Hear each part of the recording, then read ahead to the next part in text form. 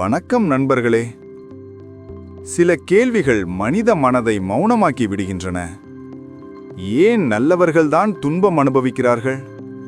ஏன் சிவபெருமானின் பக்தர்கள் எப்போதும் சோதனைகளால் சூழப்பட்டிருப்பார்கள்? இந்த கேள்விகளுக்கு பதில் தேடி நாம் ஆண்டுகள் கடக்கிறோம். ஆனால் அந்த பதில் வெளியில் கிடைப்பதில்லை. அது நம் இதயத்தின் ஆழத்தில் பிறக்கிறது. சிவபெருமான் நம்மை நேசிக்கிறார். ஆனால் அந்த அன்பு எளிதல்ல. அது காற்றாய் நம்மை வருடாது, தீயாய் எரிக்கிறது. அவன் கொடுக்கும் அன்பு பரிசல்ல, அது பரிசோதனை. அந்த பரிசோதனைதான் நம்மை நம்மாக மாற்றுகிறது. சிவபெருமானின் பக்தன் ஒருபோதும் சுலபமான வாழ்க்கையை வாழ்வதில்லை. அவனது வழி மலைப்பாதை. ஒவ்வொரு அடியும் வலியால் பொறிக்கப்படுகிறது. ஆனால் அந்த வலியின் பின்னால் மறைந்திருப்பது அருள். நீ சோதனையில் இருக்கும்போது அது சிவன் உன்னை மறந்து விட்டார் என்பதல்ல, அது அவன் உன்னை தேர்ந்தெடுத்தார் என்பதற்கான அடையாளம். அவன் சொல்லாமல் சொல்கிறான், நான் உன்னை எரிக்கிறேன், ஆனால் அந்த நெருப்பில் நீ வெளிச்சமாவாய். அவன் சோதனைகள் தண்டனை அல்ல, அவை சுத்திகரிப்பு. அவன் உன் அகந்தையை உருக்கும், உன் ஆசைகளை பிளக்கும், உன் அச்சங்களை சாம்பலாக்கும். அந்த சாம்பலில்தான் நம் உண்மை பிறக்கிறது. சிவபெருமான் தரும் ஒவ்வொரு வழியும் ஒரு கேள்வி போல இருக்கும். நீயே உன்னை நம்புகிறாயா அல்லது என்மேல் ஒப்படைக்கிறாயா? அந்த நேரத்தில் மனம் உடைந்து விழும். ஆனால் அந்த உடைதலில்தான் புது ஒளி பிறக்கும். சில நேரங்களில் நாம் முழுமையாக வீழ்ந்து போகிறோம். எதுவும் சரியாக போகவில்லை என்று தோன்றும். நாம் தவறு செய்தோமா, பாவம் செய்தோமா என்று நம்மையே கேட்கிறோம். ஆனால் அந்த எல்லா கேள்விகளுக்கும் விடை ஒன்று: அவன் நம்மை தயாரிக்கிறார். அவன் தரும் ஒவ்வொரு அனுபவமும் ஒரு பாடம், ஒவ்வொரு வழியும் ஒரு வழி, ஒவ்வொரு இழப்பும் ஒரு ஆசீர்வாதம். நாம் இப்போது புரியாது, ஆனால் நாளை நன்றி சொல்வோம். அவன் நம்மை நெருப்பில் வைத்து சுத்தம் செய்கிறார். அந்த நெருப்பு எரிக்காது, வெளிச்சமிடும். அந்த வெளிச்சம் நம் மனத்தில் நிழலாக இருந்த அனைத்து பொய்களையும் கரைக்கும். அதன் பின் நாம் ஒரு புதியவராக எழுவோம்.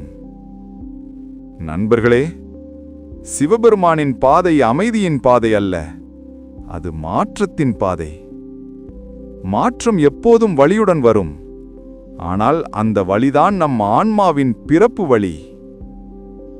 அவன் எடுக்கும் எல்லா பொருட்களும் அவன் தர விரும்பும் உண்மைக்கு இடம் செய்யும் வழி. நாம் அதை இழப்பு என்று நினைக்கிறோம், ஆனால் அது அவனது சுத்திகரிப்பு. சிவபெருமான் நமக்கு நிம்மதி தரமாட்டார். அவர் தருவது நித்திய அமைதி. அவர் நமக்கு செல்வம் தரமாட்டார். அவர் தருவது ஆனந்தம். அவர் நமக்கு ஆசை நிறைவேற்ற மாட்டார். அவர் தருவது ஆசையின் முடிவு. அவனது பக்தர்களின் வாழ்க்கை மௌனமாக இருக்காது. அது மலை காற்று போல உலாவும், கடல் அலை போல கொந்தளிக்கும். ஆனால் அந்த அலையினுள் மறைந்திருப்பதுதான் அமைதி. ஒரு நாள் வரும், அந்த சோதனைகள் முடிந்த பின், அந்த வழிகளெல்லாம் நின்ற பின், உனது இதயத்தில் ஒரு குளிர் காற்று வீசும். அது சிவபெருமானின் வருகை. அவன் பேச மாட்டார், அவன் மௌனம் பேசும். அந்த மௌனத்தில் நீ உணர்வாய், நீ தனியாக இல்லை, ஒருபோதும் இல்லை. அவன் ஒவ்வொரு கண்ணீரையும் கைத்துடைப்பதில் இருந்தார். சில நேரங்களில் நம் வாழ்வில் திடீரென்று அமைதி பிறக்கிறது. எதுவும் மாறாமல் நம் மனம் மாறுகிறது. அது அவன் அருள். அவன் சொல்கிறான், நீ போதுமான வலியை அனுபவித்தாய், இப்போது அமைதியாக இரு. அந்த அமைதியில் நம் மனம் மெதுவாக கரையும். அச்சங்கள் மறைகின்றன, ஆசைகள் மங்குகின்றன. நாம் வெளிச்சம் போல அமைதியாக நிற்கிறோம். அந்த நிலையில்தான் சிவபெருமான் நம் உள்ளத்தில் குடிகொள்கிறார். நீ உணர்வாய், உன் வாழ்க்கை நம்முடையது அல்ல, அது அவனுடையது. அவன் நம்மை வழிநடத்துகிறார், நம்மை உடைத்து உருவாக்குகிறார். அந்த உடைந்த துண்டுகளில் பிரபஞ்சத்தை பிரதிபலிக்கிறார்.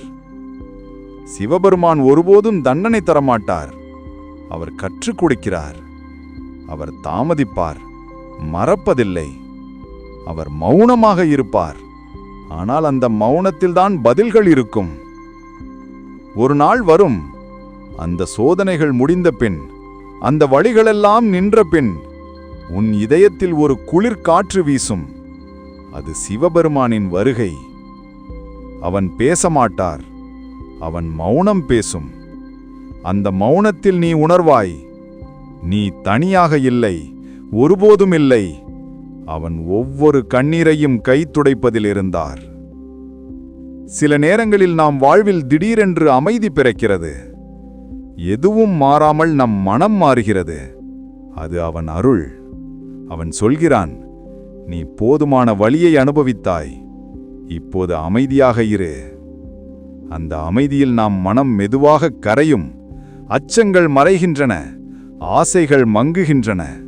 நாம் வெளிச்சம் போல அமைதியாக நிற்கிறோம். அந்த நிலையில்தான் சிவபெருமான் நம் உள்ளத்தில் குடிகொள்கிறார்.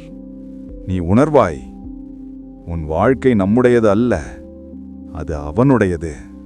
அவன் நம்மை வழிநடத்துகிறார், நம்மை உடைத்து உருவாக்குகிறார். அந்த உடைந்த துண்டுகளில் பிரபஞ்சத்தை பிரதிபலிக்கிறார். சிவபெருமான் ஒருபோதும் தண்டனை தரமாட்டார். அவர் கற்றுக் கொடுக்கிறார். அவர் தாமதிப்பார், மறப்பதில்லை. அவர் மௌனமாக இருப்பார். ஆனால் அந்த மௌனத்தில்தான் பதில்கள் இருக்கும். ஒரு நாள் நீ பின்பார்ப்பாய், நீ நினைத்த எல்லா அழிவுகளும் அருளின் அடித்தளமாயிருந்தது என்று புரியும். நீ இழந்தது பொருள் அல்ல, நீ பெற்றது உண்மை. அந்த உண்மையில்தான் நீ அறிகிறாய், சிவபெருமான் வெளியில் இல்லை, அவன் உன்னுள்தான் இருக்கிறார். அந்த உணர்வு வந்த பின் எந்த சோதனையும் சோதனையாகத் தெரியாது. நண்பர்களே, சிவபெருமான் நமக்கு மந்திரம் சொல்ல மாட்டார். அவர் வாழ்க்கையே மந்திரம். அவர் நமக்கு வழிகாட்ட மாட்டார். அவர் நம்மை வழியாக நடத்துவார். அவர் நமக்கு சாபம் தரமாட்டார். அவர் சுத்தம் செய்யும் வழி தருவார். அந்த சுத்தத்தில் நாம் மாறுகிறோம், சாம்பலாகாமல் ஒளியாக. அந்த ஒளி ஒரு நாள் பிறரது பாதையையும் வெளிச்சமிடும். அதுவே சிவபெருமான் உன்னால் செய்ய விரும்பும் அற்புதம். அவன் உன்னை அழிக்கவில்லை, அவன் உன் பொய்யை அழித்தான். அவன் உன் முகமூடியை உரித்தான். அந்த முகமூடிக்கு அடியில் இருந்தது நீயே. அவனின் துளி, அவனின் ஒளி. இப்போது நீ அறிந்தாய், நான் அவனை வணங்கவில்லை, அவன் என்னுள் வணங்குகிறான். அந்த உணர்வு வந்த பின் வாழ்க்கை வேறே ஒரு ஒளியாக மாறுகிறது. அவன் தரும் அருள் வெளியில் கிடைக்காது. அது அமைதியின் வடிவில் உன் இதயத்தில் அமர்கிறது. அந்த அமைதியில் நீ சுவாசிக்கும் ஒவ்வொரு மூச்சும் ஒரு ஜபம் போல ஒலிக்கும். ஓம் நம சிவாய, ஓம் நம சிவாய, ஓம் நம சிவாய. சிவபெருமான் சொல்கிறார், நீ என்னை தேடுவதை நிறுத்து. நீ உன்னை உணர ஆரம்பி. அங்கேயே நான் இருக்கிறேன். அந்த உணர்வில்தான் சோதனைகளின் அர்த்தம் வெளிப்படுகிறது. வலியின் புனிதம் புரிகிறது. வாழ்க்கையின் அமைதி பிறக்கிறது. நண்பர்களே, சோதனை என்பது தண்டனை அல்ல, அது சிவபெருமானின் சிற்பம். அவன் உன்னுள் ஒரு வடிவத்தை உருவாக்குகிறான். அது வலியில் செதுக்கப்பட்டு அருளில் பளபளக்கும். ஒரு நாள் நீ உணர்வாய், நீதான் அந்த சிற்பம், அவன்தான் சிற்பி. அவன் தட்டிய ஒவ்வொரு காயமும் உன்னுள் ஒளி விளக்காக மாறியிருக்கிறது. அந்த நிமிடத்தில் நீ சிரிப்பாய். அந்த சிரிப்பில் கண்ணீர் இருக்கும். அந்த கண்ணீரில் அமைதி இருக்கும். அதுதான் சிவபெருமானின் அருள். சிவபெருமான் நம்மை உயர்த்தும் வழி எப்போதும் வலியின் வழியை செல்கிறது. ஏனென்றால் அவன் விரும்புவது நம் ஆன்மாவின் முழுமை, வாழ்க்கையின் சுகம் அல்ல. அவன் சொல்கிறான், வலி உன்னுடைய நண்பன், அது உன்னை என்மேல் நெருக்குகிறது. அந்த உணர்வை அடைந்தவன் இனி துன்பப்பட மாட்டான். அவன் அமைதியாக வாழ்வான். அந்த அமைதியே மோக்ஷம். அந்த மோக்ஷமே சிவம். ஓம் நம சிவாய, ஓம் நம சிவாய, ஓம் நம சிவாய, ஓம் நம சிவாய, ஓம் நம சிவாய, ஓம் நம சிவாய, ஓம் நம சிவாய, ஓம் நம சிவாய.